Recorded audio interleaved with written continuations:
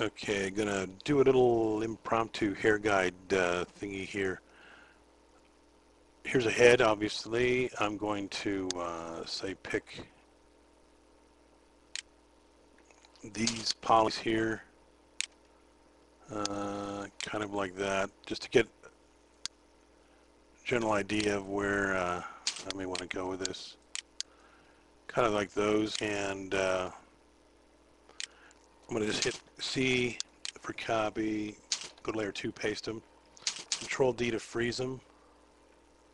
Okay, and that way they kind of match up with this. And let's see, let me hit K, which kills the polys, leaves the points. Shift J, which is jitter. Let me just kind of give them a jitter. Okay, and then I want to run this little plugin over here called points to polys. So now they're all single point polys there. And let's do this. I'm going to select these, Q, and let's just call them root. Okay, and I'm going to copy them, go to layer 3 and paste them. And I'm going to call these, I'm going to give a surface name air. Okay, so first layer is the head, second layer is the single point polys with the surface name root. Third one is called hair. And then in the fourth layer, I'm going to just draw some splines, like so. Okay, and let's see, something like this. Then I'm just going to copy this one, CV, copy paste, T for move, drag it over here, bring it down here, something like this. Y for rotate, and then mirror that one across.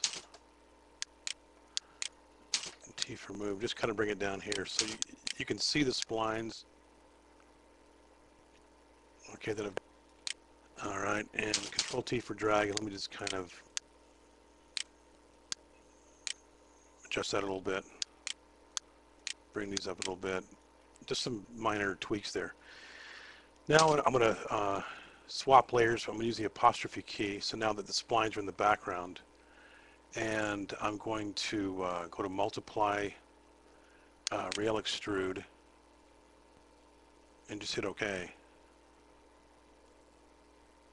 May not always work exactly like down in here.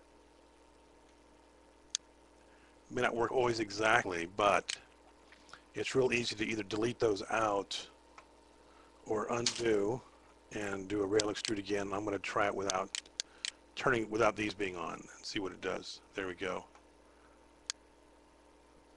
Let's see what it does. It creates this massive hair, and that would be my base layer of hair. And then afterwards, I would go and do a similar thing like this. So I would do it in sections.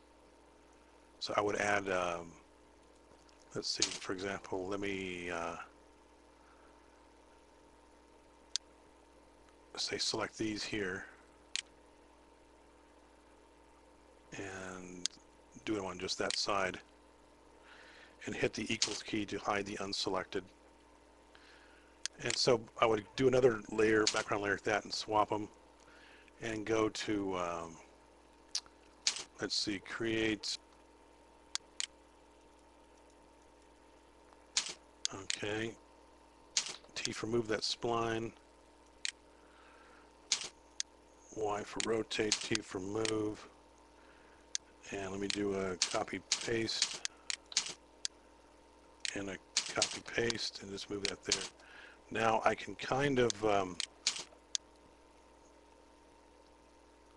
style this one a little bit.